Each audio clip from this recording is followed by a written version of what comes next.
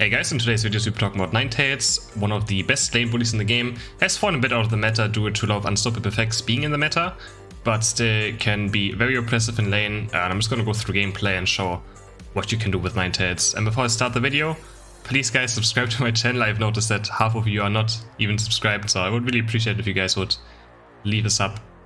But yeah, NINETALES, still very strong early game, can pressure certain Pokemon that are weak very hard. But again, has fallen off a bit. So the head items on NINETALES, we have Muscle Band, Focus Band, Body Barrier. As you can notice, we don't run a single special attack item because special attackings on NINETALES just don't scale well, and our main course is just auto-attacking a lot. So Muscle Band, good for auto-attacking, Focus Band, Body Barrier, just for some safety tools. I mean, just generally the 2 best items in the game, or 3 of the 4 best items in the game, all fit very well on NINETALES. And yeah, early game, you just want to look for just combining your spells together with your trade, stunning them, freezing them, and just in general being as annoying as possible. You have a lot of CC, a lot of like small interruptions. As you see, he just gets pushed away, then he gets frozen, he gets stunned again, and yeah, he sadly lost the first Audino, which can happen. Just barely didn't get it. I tried to steal it here, didn't really get it either, which now meant that I kind of lost a lot of experience. So what you want to do is rush level 4 as fast as possible. Do it to you evolving into NINETALES on level 4 already and getting a good AoE stun, which I will still get. I'm just going to do the Corpfish very fast. My jungler's here, but yeah, I just need level 4 for the B fight. Now we get Dazzling Gleam, just a cone in front of you that stuns. Very good lockdown tool. There we see it. Gets stunned, he gets pushed back, he gets stunned again and just dies. Can catch people pretty hard off guard. And if we blink, another double stun. And we just keep auto-taking. You can see me pretty much perma-auto-taking on this character. Let's go for a cheeky score here, because why not? And then we just kill this guy as well. Now attention on the bees. So yeah, after level 4 you want to be very aggressive. Hope that your sentry ganks your lane, because NINETALES is one of the best characters to set up ganks for your jungler. If he doesn't, then oh well. Now we have Aurora Veil. So what it does is you spawn a small circle under you, and all of your attacks will come boosted attacks, which means it procs your passive much faster. And you obviously also do much more damage with the auto attacks. So you can see, all of them are now boosted attacks. You also take less damage. You and your allies actually also take less damage in the circle.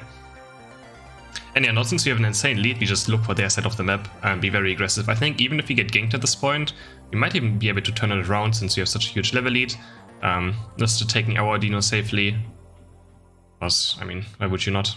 Just damaging the enemies under the go, it doesn't really do anything unless if our Talonflame was here, we could probably dive, but they're so under-leveled at this point, we just get all our experience, get as far ahead as we can.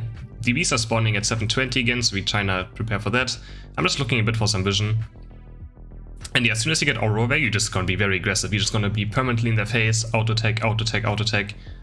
And yeah, another double stun. A Talon here, I'm just setting up my central player very well. We kinda hit the goal already, which is fine. It's 12 seconds until Dreadnought, so we clear the beast also fast. And we just now attention is just straight up getting Dreadnought. Now that we destroyed the bot goal, we are able to have good vision around this area, so I can be very aggressive. I can try to zone them if they come any closer, so I'm gonna keep my spells here except for Aurora Veil, because it does good damage. I will always keep my Gleam for when either last hitting or when opponents come close to, you know, just disrupt them from stealing it. And now we can still be very aggressive. We can even look to score bot lane here. All of us have shields, so if anyone has score shield, we can actually look for some good score points on bot lane, which we do now, just walking around as 5. Some people like to rotate to Rotom here. What I've also could done, I could have recoiled and take on top side, which someone probably should have done. NINETALES not the best farmer and farming experience, but when you see all that experience up on the top left right now on your screen, the 3 Audinos, our buff, and the Corpfish, someone should be taking that. And yeah. Here in that scenario, I should have ultimated earlier. I even said it in game. I should have just pressed my ultimate so that I can save my Eldegoss with Body Barrier, which I just did way too late, so he died. Could have saved him. And now it's finally time. After this, I'm just gonna recall. Now it's time to do the Audinos fast. I still don't do the Audinos. Okay, I should be doing the Audinos, but I guess I kind of want to stop their push here a bit. We don't really have a lot of characters that can farm a lot, so I should be like Talonflame, probably Lucario farming a lot. Like, I'm more like a CC bot. I don't really need many levels to be effective.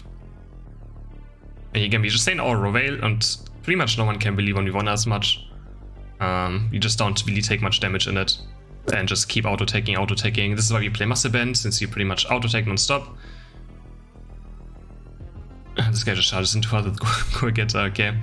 Now it's finally time to take the Ordinos. So if I was any other character in this game, these Ordinos would have probably died like twice already. In a rotation, I would have just not even went for the goal on bot lane. I just would have recoiled. Let's say I played Venusaur or I played Sylveon or something. I would have just recoiled much earlier and done these. But as NINETALES, again, farming is not that important, since you're mostly just there to provide CC. And it's kind of like a damage support, let's put it that way. You still do a lot of damage as NINETALES, but you're not the main carry. You kind of set up your carry. Just taking a blue buff fast, because it's very good to maybe get the last hit on Dreadnought. It's up already. I probably should have been there much earlier, but don't really have my ultimate, so I kind of wanted to wait until I get it back up. Now again, we stay at the edge of our Aura Veil and just keep chunking in auto-takes. Look for huge AoE stuns. And you can see me weaving an auto-tech after auto-tech. Just treat NINETALES as like an auto-tech range carry support, whatever you want to call it. Here I just blink ultimate, so you can cast your ultimate and then eject button to the opponents. I just wanted to make sure Lucario dies, so that he can't steal the Dreadnought. So yeah, on NINETALES, just like Blastoise, you can press Unite button and then eject button into your opponents. So it's still kind of scary, but we managed to get the Dreadnought. In those scenarios, you kind of just want to turn on Blastoise and kill him so you can't steal it, which obviously is very hard to coordinate in solo queue, but yeah. Now, this push is very dumb. You should never go for these pushes. Even killing the goal is not even good at this point, because if it's at 6 HP, right? Like, this is what I'm doing right here is beyond dumb. Like, I don't have score shield. I'm trying to score 50. It's just not gonna happen, right? They have jump pads. They will jump on us, stun us multiple times. Just very bad play on my half as well. I should have just recoiled and on the top left side of the map. These are things you can also see, like, if you do your own replay reviews, you manage to record your videos, just look what you should have done instead. I should have just recorded and done top Ordinos again. Didn't really focus that much on this game. Normally you see me just go for these 24/7. But yeah, that's just dumb. The goal is at 6 HP, right? So it's perfect setup for late game Dreadnought. So you don't want to kill those goals. You just want to have like a big score, maybe late game on it, and leaving it at 6 HP is probably the best. Or leaving it at the low HP is probably the best instead of finishing it off for the last 2 minutes. Now I just see my buffs up, so I'm just going to take both buffs. Lucario has finally taken the top Ordinos. It's also getting some good experience. This is like a team fight that probably shouldn't even happen. Like, there's a lot of team fights in solo queue that just happen out of nowhere. That just doesn't really make sense. Like, nothing is up right now. So I'm ultimating here just for team morale. That's what I said in game. If we lose this team fight here, you know, there might be a surrender vote incoming, because people just get very easily in a mentally bad state. But so now my goal is just like, right, it was like a 40-second before Zapdos ultimate.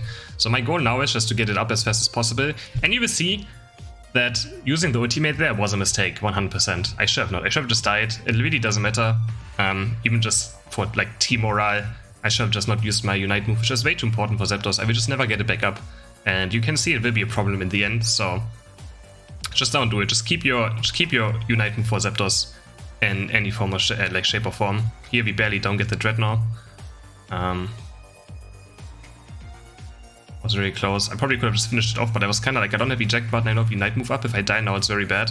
So I kind of just went out a bit. Here I thought we could defend the goal, but I actually managed to just murder me from half HP. I was really surprised by dying here. But I mean, they have a Venusaur late game as well.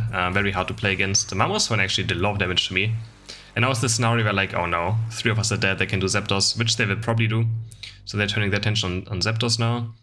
And I still don't have my ultimate button up, so even if I make it there in time, it's still gonna be so close to getting my Unite move up, and it's gonna probably look to be a coin flip at this point. Everyone is sprawling around Zapdos, so someone will be auto-taking Zapdos and it will slowly go down.